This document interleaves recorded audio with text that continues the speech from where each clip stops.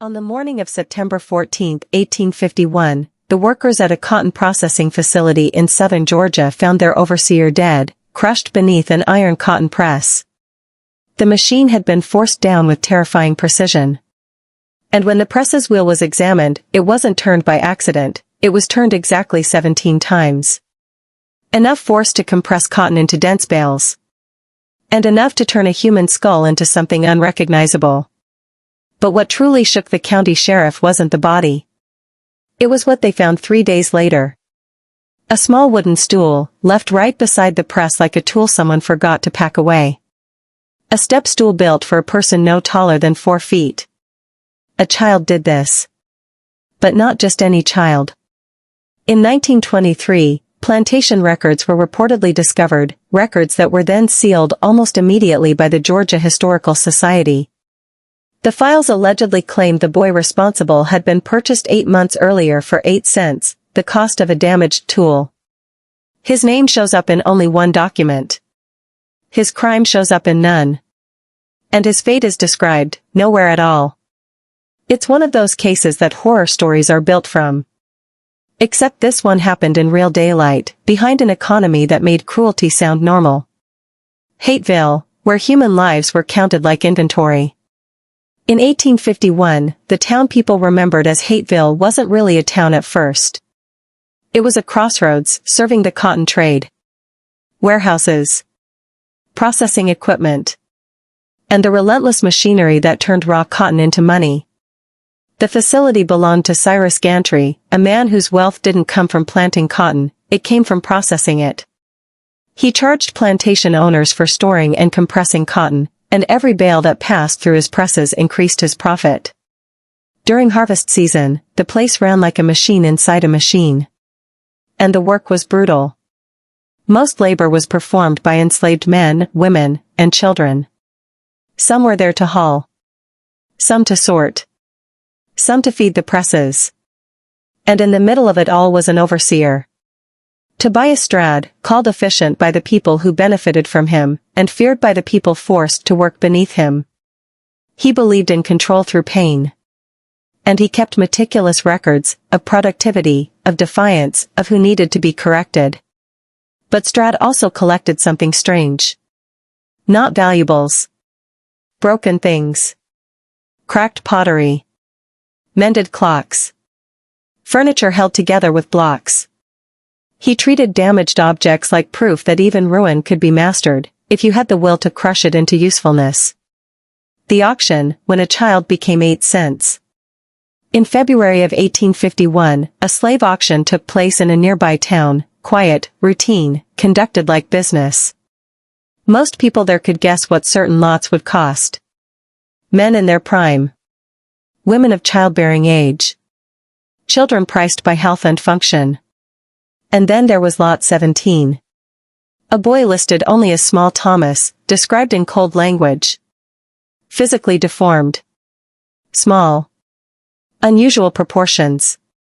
Hard to categorize, like the auction couldn't decide what to do with him, so it reduced him to notes. When bidding began, no one wanted him. At first they laughed, then got uncomfortable. Finally, the price dropped lower than anyone could pretend was reasonable. And at 8 cents, a man named Strad called out his bid. 8 cents. The cost of damaged tools. You'll work, and you'll work well. Strad paid immediately, laid out his pennies like a ritual. Then he brought the boy to the cotton facility and announced the truth to everyone standing nearby. He wasn't buying usefulness. He was buying control. Small Thomas was given work no adult could do, crawl into spaces under machinery, fetch tools from places too narrow for anyone else, clean grease from gears, clear cotton debris. And Strad made sure the boy never forgot his value. A sign. Burned wood. A label forced around his neck. 8-cent boy. It was humiliation disguised as motivation. And for months, it worked. The boy survived. Then learned. He watched the machinery so closely it looked like devotion, like he was studying pressure and force the way other people studied scripture. The press disaster that wasn't an accident. In late July, a broken drive chain threatened to shut down the main press. The space inside the mechanism was too dangerous for adults. Too tight. Too deadly. Strad called for the boy. Prophet, the older man who maintained equipment, warned him. No one would engage the mechanism while the boy was inside. Strad didn't listen. The boy crawled into the iron heart of the press, covered in grease and cotton lint, working in heat, oil fumes, darkness, and absolute danger. When he emerged with the chain in his hands, something changed in Strad's expression. Not relief. Calculation. Like he realized the boy wasn't just small. He was becoming capable. September 14, 1851, the moment everything snapped. Harvest season peaked. Shifts never stopped. Lanterns burned. The press thumped and groaned all night. Small Thomas was assigned near the main press. And as the night wore on, the workers noticed something unsettling. The boy wasn't only working. He was observing, staring at the press like he was waiting for it to tell him what to do next. Somewhere near the early morning hours, Strad was last seen alive. Then, at dawn, the workers found the facility silent in a way it never was. The press was shut down mid-cycle. Oil lamps still flickered. And beneath the press lay Strad's body. Crushed with such methodical force that it felt personal. Not startled. Not accidental. The press wheel had been turned 17 times, not by panic, not by mistake, but by someone who understood exactly what they were doing. And that's when the sheriff asked the question nobody wanted answered. How does a person stand at that wheel? When the handles are too high for a child to reach? The answer was waiting in the evidence. A stool positioned beside the press. Built low. Scrap wood. Scuffed where feet had shifted weight repeatedly. The height matched a child. Not an adult. A child did this. 3 days later, the missing boy leaves a message. The sheriff began searching. Not just for a suspect. For proof. Because the boy's sleeping corner was empty, blanket folded neatly, belongings removed. And the sign, 8 cents, was found nearby, no longer worn. Slavers, catchers, search parties. In 1851, if you were enslaved and moving without permission, you were already guilty in the eyes of the law. But Thomas vanished completely. No trail. No body. No confession. And then, 8 days later, something was found by a farmer clearing brush near a creek. Imprinted in dried mud, child-sized footprints. The left foot turned inward. The right dragged. Exactly how the auction described him. And the tracks led to a small hollow under an oak tree. With shredded clothing and a single copper penny pressed into soft earth. A penny. Then another question. Why would a fleeing child pause to leave something behind? Sheriff Howell showed the penny to Gantry.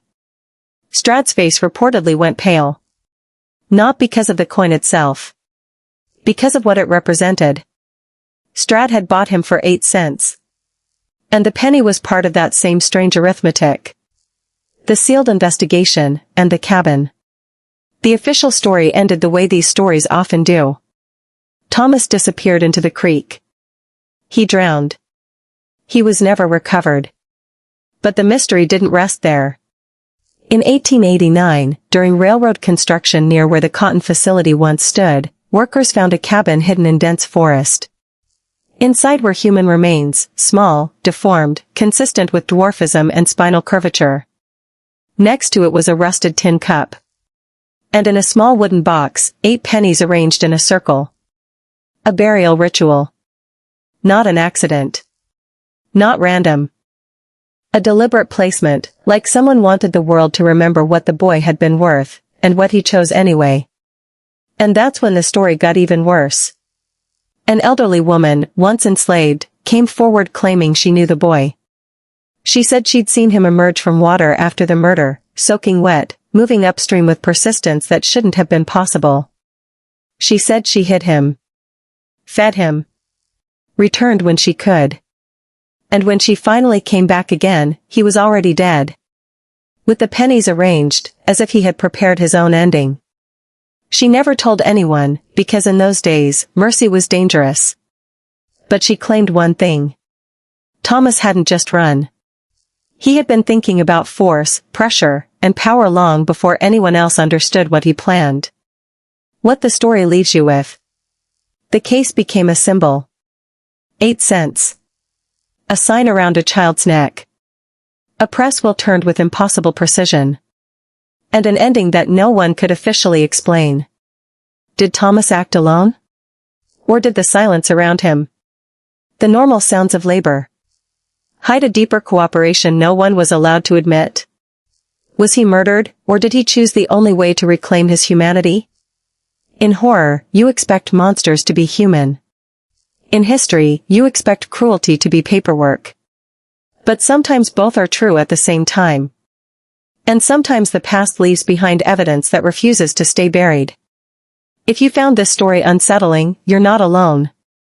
Because this isn't just a tale about a death beneath a cotton press.